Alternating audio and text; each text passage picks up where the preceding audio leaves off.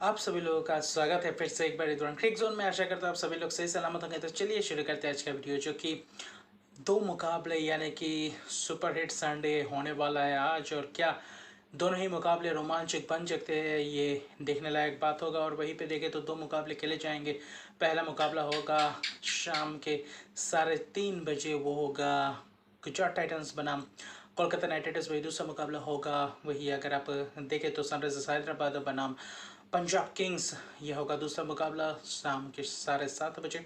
तो दोनों ही मुकाबले बहुत ही महत्वपूर्ण हैं, दोनों ही चारों ही टीमों के लिए। और वहीं पे देखें तो ख़ासकर वही देखें तो दूसरा मुकाबला जो पंजाब किंग्स उनके लिए और भी पंजाब किंग्स तो दो मुकाबले लगातार जीत कर गए। वही सनराइजर्स हैदराबाद लगातार दो मुकाबले हारने के बाद कैसे वापसी करती है, ये देखने लायक बात होगा। वही गुजरात टाइटंस दो मुकाबले जीत कर जा रहे हैं, वही उनका जीत का सिलसिला बरकरार रखते हैं या नहीं। अभी कोलकाता नाइट राइडर्स जो दूसरे मुकाबले में जो परफॉर्मेंस करके आए हैं, उस परफॉर्मेंस को वही कैरी ऑन करते या नहीं, ये देखने लायक बात होगा।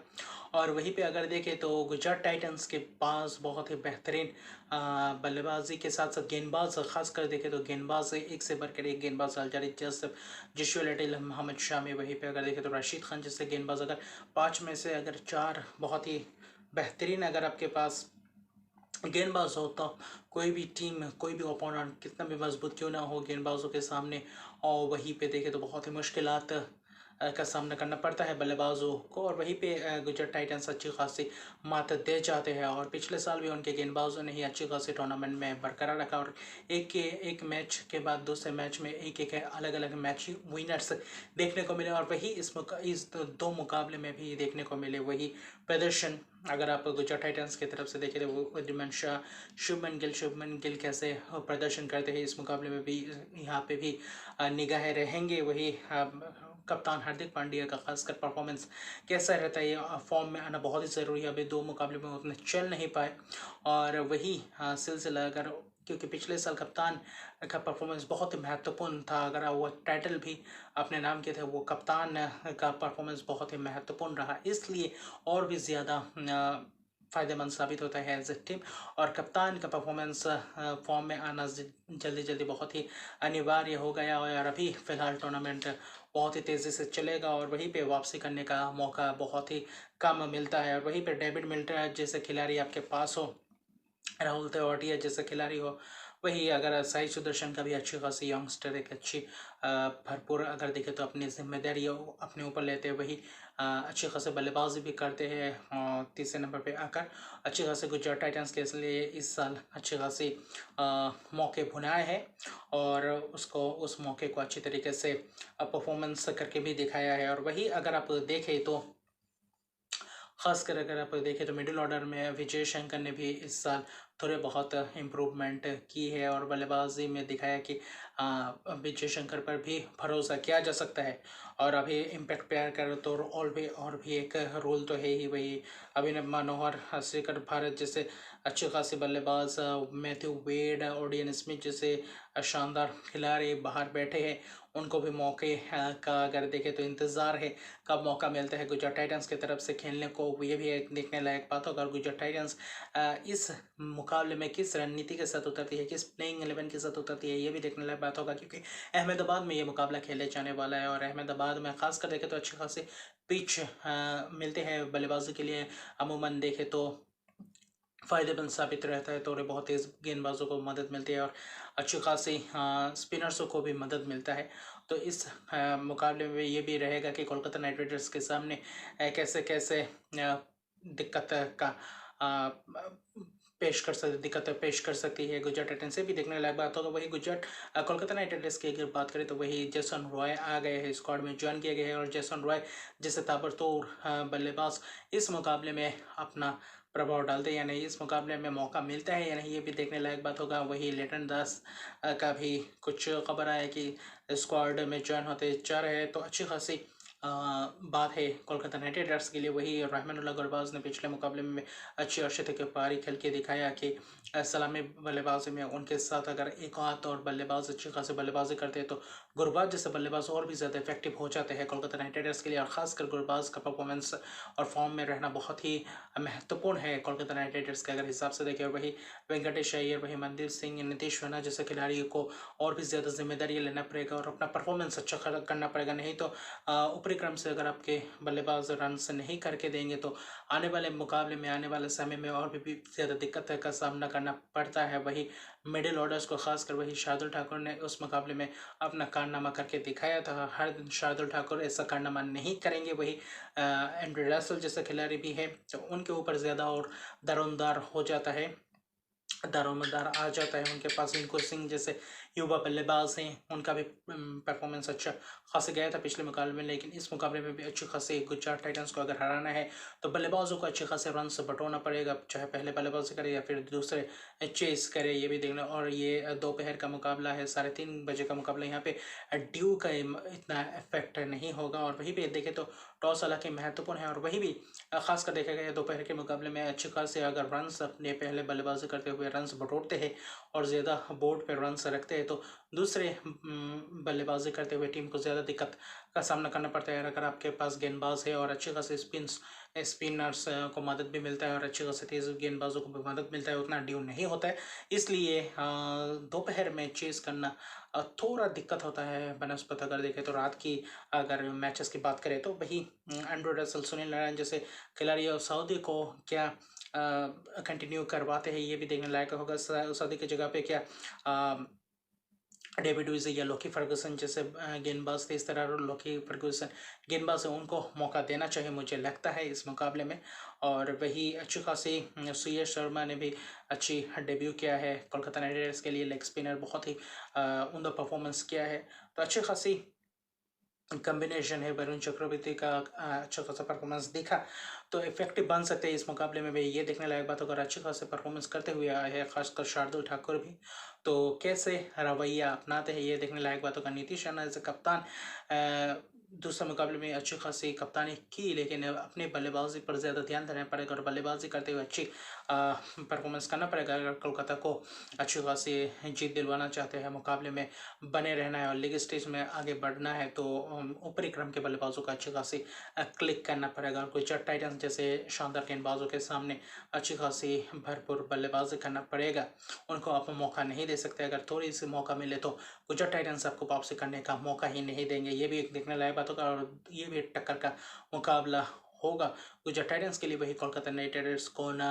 भारी पड़ता है इस मुकाबले में भी गुजरात टाइटंस को। गुजरात टाइटंस के घर में क्या पहला हार मिल सकता है कोलकाता नाइट राइडर्स द्वारा दे पाती है, ये भी देखने लायक बात होगा। और गुजरात टाइटंस क्या तीसरा लगातार जीत हासिल कर पाती है नहीं इस मुकाबले में, ये भी एक देखने लायक बात होगा। वही दूसरे मुकाबले की अगर आप बात करें तो दूसरा मुकाबला भी बहुत ही दिलचस्प मुकाबला है, क्योंकि सनराइजर्स हैदराबाद के लिए बहुत ही महत्वपूर्ण मुकाबला है, क्योंकि 2 लगातार मुकाबले हार चुके और करीबन देखें तो भले ही बड़े मार्जिन से हार चुके हैं सनराइजर्स हैदराबाद। और राइडर मकरम के लिए और भी चुनौती बढ़ गई है कि पंजाब किंग्स जो कि अभी फ़िलहाल अच्छी रवैया अपनाते हुए आ रहे हैं, अच्छी खासे मैचेस जीतते हुए आ रहे हैं, पंजाब किंग्स अच्छे लय में दिख रहे हैं। तो पंजाब किंग्स को आसानी से हराना भी मुश्किल है और हल्के में नहीं ले सकते पंजाब किंग्स को।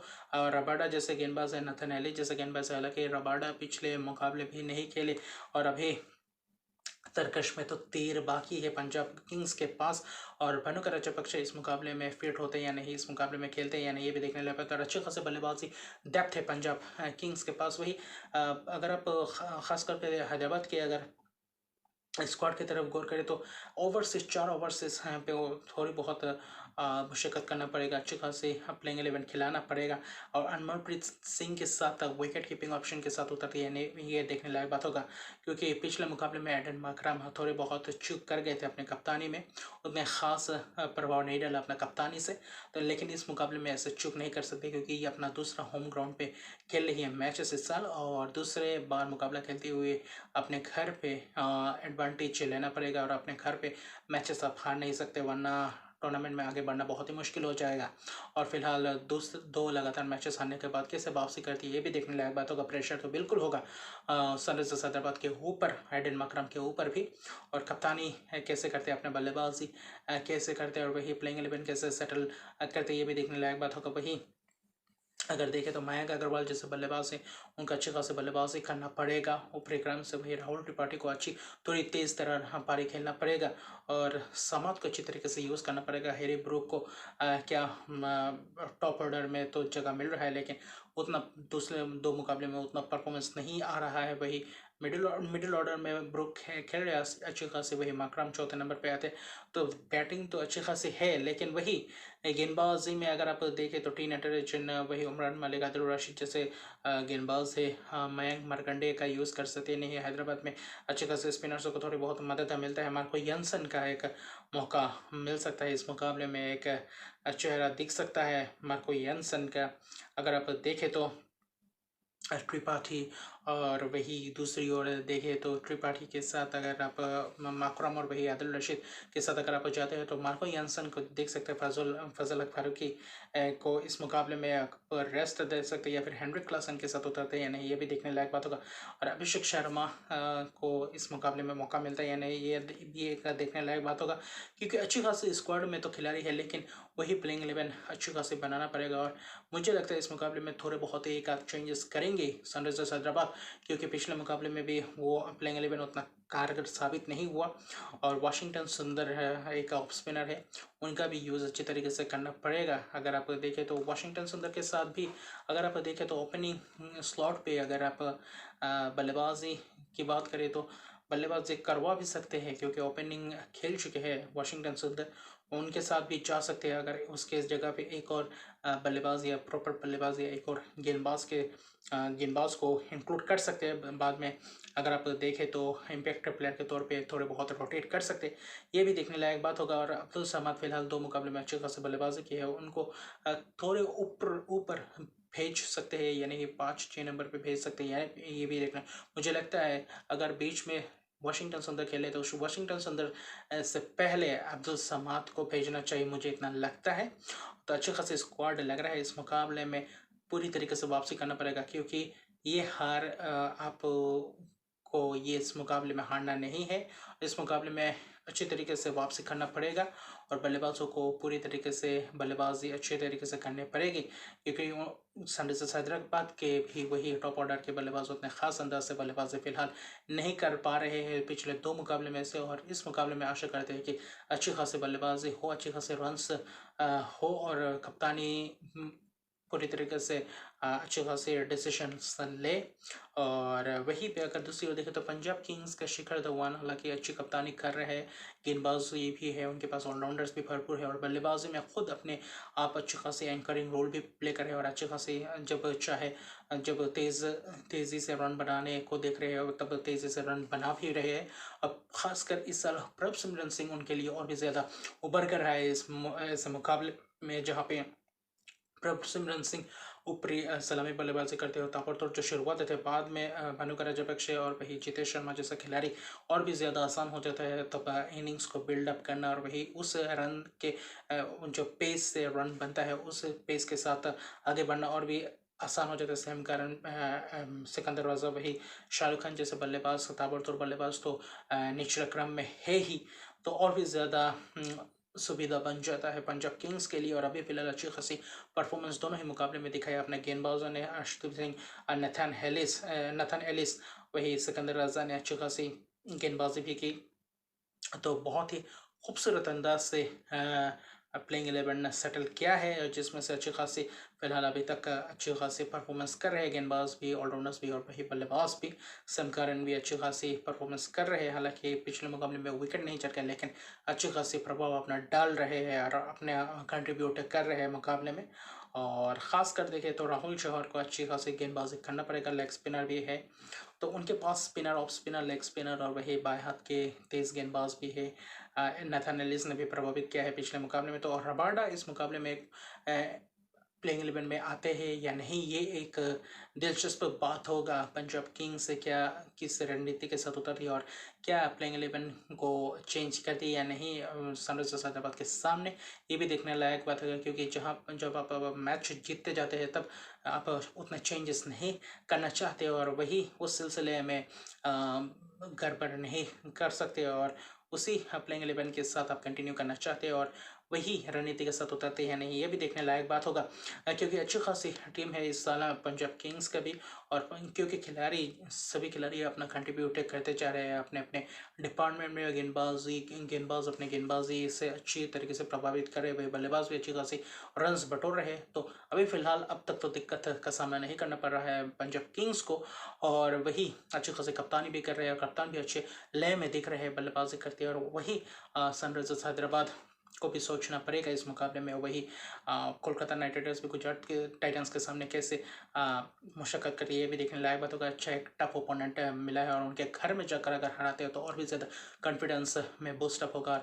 खासकर थोड़ी बहुत गेंदबाजी में थोड़ी बहुत कमज़ोरी है कोलकाता नाइट राइडर्स का, तो वहीं पे उनको और भी सुधार की ज़रूरत है। खासकर सुनील नारायण जैसे गेंदबाज अपना तो 100% देते ही वो कारगर भी साबित होता है।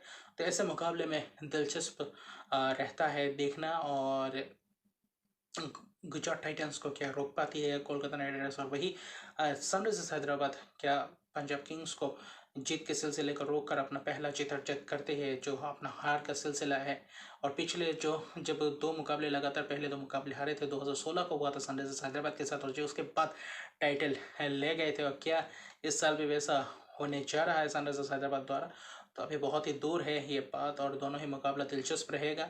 और क्योंकि पॉइंट्स के टेबल के हिसाब से भी अभी फ़िलहाल ऊपर नीचे होता रहेगा और अच्छी खासी टूर्नामेंट में रोमांच बना है और अच्छी खासी अभी आने वाले मुकाबले पे और भी दिलचस्प बनते जाएंगे और रोमांचक और भी होता जाएगा ये टूर्नामेंट। और अभी प्रडिक्शन की तरफ रुख करते हैं दोनों ही टीमों की प्रडिक्शन की तरफ। किया दोनों मुकाबले में कौन दो टीम हो सकते हैं आज के विजेता मेरे हिसाब से। वही पहले मुकाबले में अगर गुजरात टाइटंस और वही अगर आप देखें तो कोलकाता नाइट राइडर्स की बात करें और वही दूसरे में पंजाब किंग्स और सनराइजर्स हैदराबाद की बात करें तो देखिए आपके सामने पेश है कि कौन है मेरा आज का प्रेडिक्शन कि कौन दो टीम जीत सकते हैं दोनों मुकाबले में। जी हाँ, ये है दो टीम जो आज मैं बैक करने जा रहा हूँ। देखते हैं सही जाता या नहीं। Kolkata night Riders Gujarat Titans को हरा पाती या नहीं, हालांकि मुश्किल है लेकिन नामुमकिन नहीं कोलकाता नाइट राइडर्स के लिए। लेकिन इस मुकाबले में भी कोलकाता नाइट राइडर्स को बैक करना चाहूँगा। थोड़ी बहुत गेंदबाजी अच्छी खासी गेंदबाजी कर गए और बल्लेबाज टॉप ऑर्डर के बल्लेबाज अगर क्लिक कर गए तो इस मुकाबले में उतना भी ज़्यादा दिक्कत नहीं होगा और वही अच्छी खासी गेंदबाजी करना पड़ेगा क्योंकि गुजरात टाइटंस के पास भी लिमिटेड बल्लेबाज है और बीच में थोड़ी बहुत दिक्कत है उनके भी बल्लेबाजी क्रम में। अगर उनको जल्दी जल्दी विकेट चटका पाते हैं तो बाद के लिए और भी ज़्यादा दिक्कत का सामना करना पड़ता है। और अगर पहले बल्लेबाजी करते हैं तो ज़्यादा से ज़्यादा टोटल बोर्ड पे लगाए ताकि चेस करने में मुश्किल हो और वहाँ पे आप दबोच सके अच्छी थोड़ी बहुत गेंदबाजी करके। वहीं दूसरे मुकाबले में देखें तो इस मुकाबले में बैक करना चाहूँगा हैदराबाद को क्योंकि अपने घर पे खेल रहे हैं और अभी जो दो मुकाबले बहुत ही बुरी तरीके से हारे हैं खासकर पिछले मुकाबला। इस मुकाबले के बाद मुझे लगता है अच्छी रणनीति के साथ आएंगे और अभी फ़िलहाल अच्छा टक्कर देने को देखेंगे और अपने घर पे इस मुकाबले में जीत के साथ शुरुआत करना चाहेंगे कैंपेन और पंजाब किंग्स के सामने एक अच्छा चुनौती पेश करना चाहेंगे मुझे लगता है। और पंजाब किंग्स हालांकि देखें तो अच्छा तगड़ा टीम है। फिलहाल सनराइजर्स हैदराबाद को अच्छा सेटल प्लेइंग 11 के साथ उतरना पड़ेगा। एक प्लेइंग 11 अच्छी खासी पिक करना पड़ेगा और जहाँ पे मुश्किलात ना हो और अच्छी खासी 4 ओवर्सेस खिलाना पड़ेगा जिसके साथ ज़्यादा से ज़्यादा कंटिन्यू कर पाए लगातार मैचेस। और वही इस मुकाबले में माकरम के रणनीति के साथ उतरती है ये देखने लायक बात होगा। तो इसलिए इस मुकाबले में मैं बैक करना चाहूँगा सनराइजर्स हैदराबाद को और देखते हैं दो मैचेस के ख़त्म होने के बाद रिजल्ट क्या होता है उसके बाद रिव्यू लेके आएंगे एक और वीडियो के साथ। तो अभी के लिए इतना ही। अब तक के लिए अगर सब्सक्राइब नहीं किया है तो मेरे चैनल को सब्सक्राइब कर दीजिए, लाइक शेयर कमेंट जरूर कीजिए। तब तक के लिए गुड बाय।